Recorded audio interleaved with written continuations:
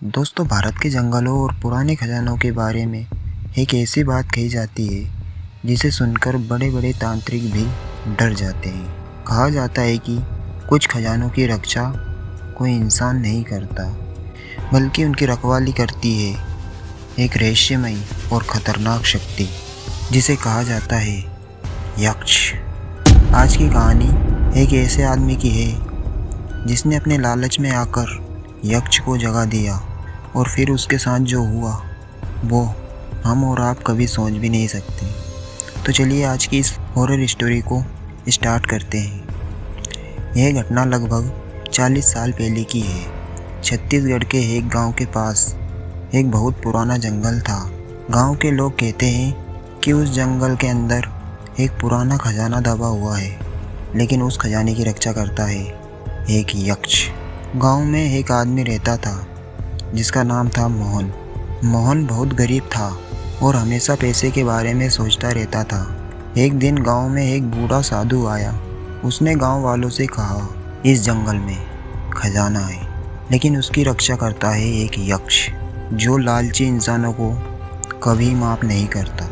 उस साधु की इस बात को सुनकर गांव वाले बहुत डर जाते हैं, लेकिन मोहन के मन में लालच जाग जाता है। उसने सोचा, अगर मुझे वो खजाना मिल जाए तो मेरी पूरी ज़िंदगी बदल जाएगी। एक रात मोहन फावड़ा और टॉर्च लेकर जंगल में चला गया। रात बहुत अंधेरी थी। जंगल में अजीब अजीब आवाज़ें आ रही थी, लेकिन मोहन का ध्यान सिर्फ खजाने पर था। वहाँ जंगल के अंदर काफ़ी दूर चला गया। अचानक उसे एक बहुत पुराना पीपल का पेड़ दिखाई दिया। गांव वाले कहते थे कि यहीं कहीं खजाना दबा हुआ है। मोहन ने ज़मीन खोदना शुरू कर दिया। कुछ देर बाद उसका फावड़ा किसी चीज़ से टकराता है और उससे एक आवाज़ आती है जिसे सुनकर मोहन की आंखें चमक उठी। उसने जल्दी जल्दी मिट्टी हटाई और उस मिट्टी के नीचे एक पुराना संदूक था। तो मोहन ने संदूक को ज़मीन से बाहर निकाला और जैसे ही मोहन उस संदूक को खोलता है तो उसके अंदर सोने के सिक्के चमक रहे थे। मोहन खुशी से पागल हो गया, लेकिन तभी जंगल में तेज हवा चलने लगी।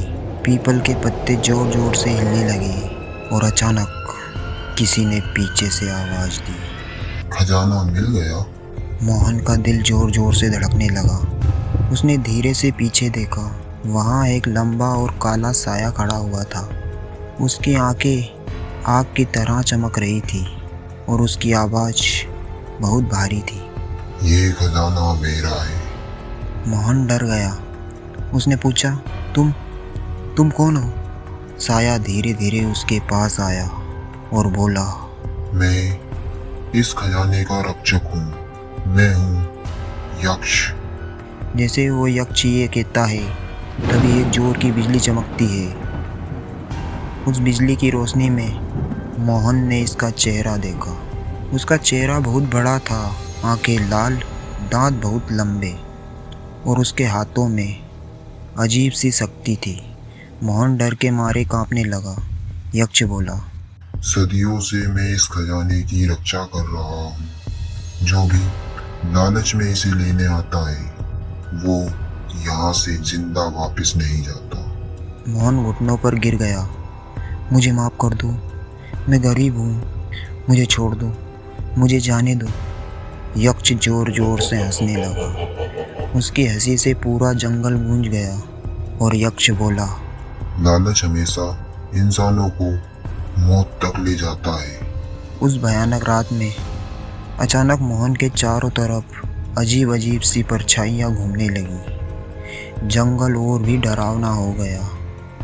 यक्ष ने कहा, मैं तुम्हें एक मौका देता हूँ। अगर तुम सुबह होने से पहले इस जंगल से बाहर निकल गए तो तुम्हारी जान बच जाएगी, लेकिन अगर सूरज निकलने तक तुम इस जंगल में रहे तो तुम्हारी आत्मा हमेशा के लिए यहाँ कैद हो जाएगी। ये कहकर यक्ष गायब हो गया। मोहन बहुत बुरी तरह घबरा जाता है और मोहन जंगल से भागने लगा। लेकिन अजीब बात यह थी कि जंगल का रास्ता बार बार बदल जाता था। वहाँ जितना भागता उतना ही जंगल के अंदर पहुँच जाता।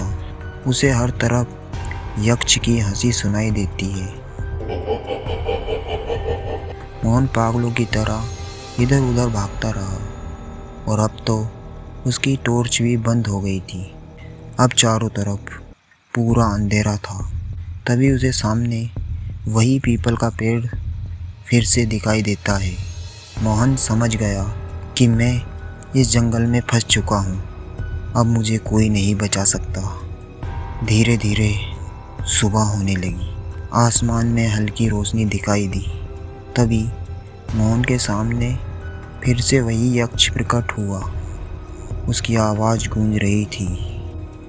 मैंने तुम्हें मौका दिया था, लेकिन लालच ने तुम्हें यहाँ रोक लिया।